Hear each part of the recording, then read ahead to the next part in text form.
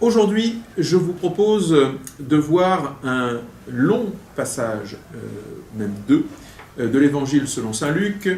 Nous faisons un peu un saut dans le temps. Nous arrivons déjà au chapitre 19 et 22, qui sont l'entrée à Jérusalem et la préparation de la scène, ainsi que son récit très sobre chez saint Luc.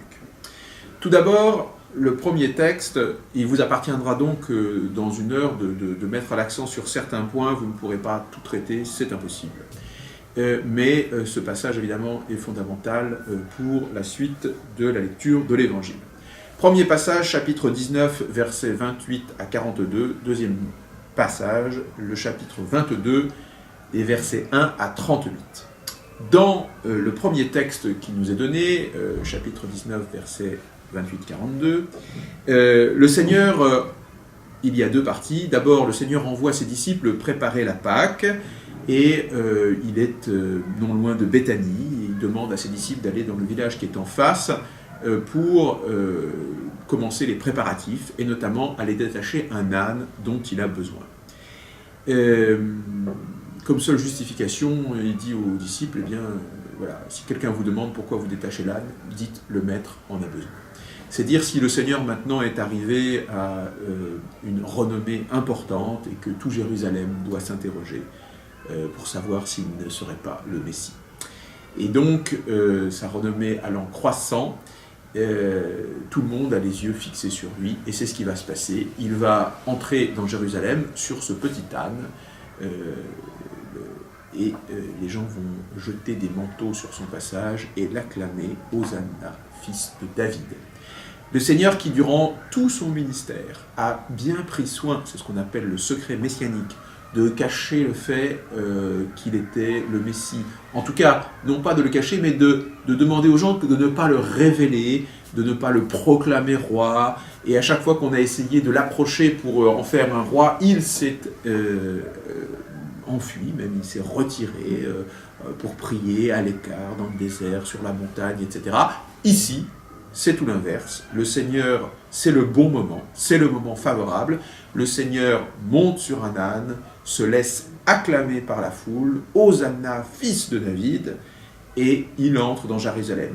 Les pharisiens vont bien le lui dire « Arrête, arrête maintenant, car c'est la catastrophe. Il n'y a que deux solutions, où on reconnaît qu'il est le Messie, ou on ne le reconnaît pas, et si on ne le reconnaît pas, c'est un blasphème, il faut le supprimer. » C'est ce qui va se passer, bien entendu. Mais les pharisiens ici le préviennent, et l'incitent à ne pas avancer. Réponse du Seigneur à la demande qui lui est faite, « Dis à tes disciples de se taire, d'arrêter. » Et le Seigneur répond, « S'ils se taisent, les pierres crieront. » Ce qui est remarquable ici, c'est que c'est la détermination du Seigneur. Il sait parfaitement ce qu'il fait, il sait parfaitement où il va, et il déroule le plan de Dieu inexorable du salut de l'humanité qui passe par sa propre mort. Eh bien, c'est dans pleine liberté, en pleine conscience, en pleine volonté, et d'une maîtrise absolue, dans un calme incroyable, que le Seigneur déroule le plan de notre salut. Rien ne va l'arrêter. Ici, maintenant, il laisse manifester sa gloire. Voilà ce que je peux vous dire pour ce premier passage du chapitre 19 qu'il nous est proposé d'étudier. Le deuxième passage d'Évangile que vous mettrez en parallèle, c'est donc le chapitre 22, les versets 1 à 38. Là, c'est encore plus long. Et il s'agit de cette entrée dans Jérusalem pour fêter la Pâque. Et le Seigneur, de même, est bien connu. Il dit, voilà, vous entrerez dans telle maison, et il y célébrera la Pâque. Il convoque ses apôtres. Et ici, la problématique, en quelque sorte, c'est accepter le Christ ou se mettre au service du mal. C'est immédiatement, ça nous est annoncé quand on nous dit que Satan entra en Judas et que Judas décide de trahir son maître. La question est importante, Satan entre en lui, c'est-à-dire que ce n'était pas inéluctable. Judas avait été choisi pour faire un apôtre comme les autres. Il lui avait été départi des grâces comme les autres. Il y avait un plan de Dieu pour qu'il devienne un grand apôtre comme les autres.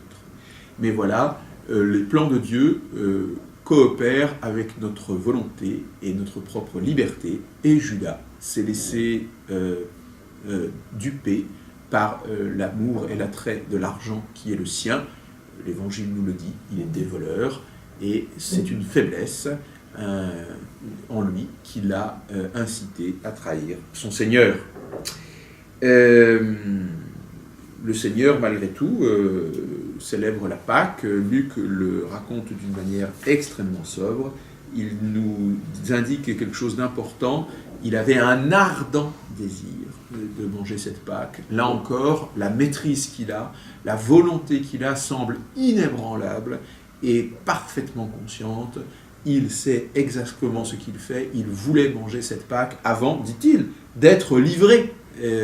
Et donc, il sait exactement de quoi il en retourne.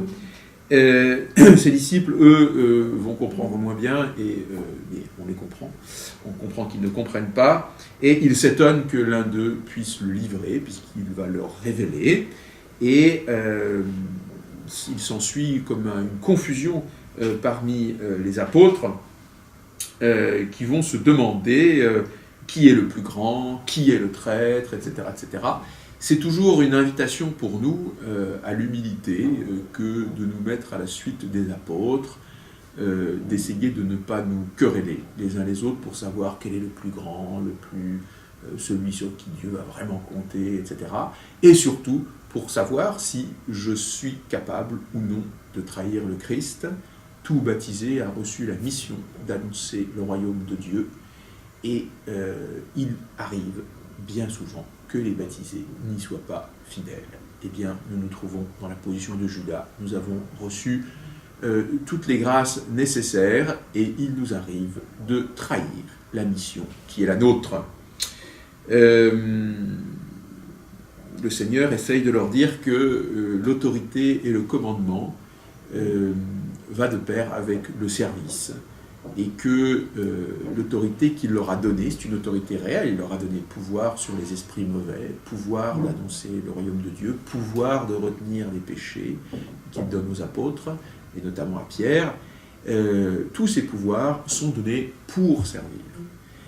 C'est la grande mission qui est donnée aux apôtres, et ils n'y croient guère, si j'ose dire, et ils vont essayer de se réfugier dans des espoirs humains, et Pierre, le premier, toujours aussi magnifique et toujours prêt à servir, dit au Seigneur que ça ne se passera pas comme ça, et qu'ils vont s'organiser humainement, et bref, Pierre est en train de verser dans l'organisation temporelle d'un royaume et d'un pouvoir. Et le Seigneur lui dit qu'il n'en ira pas du tout comme Pierre le croit, et pour preuve qu'avant le lever du jour, Pierre va le trahir 3 fois.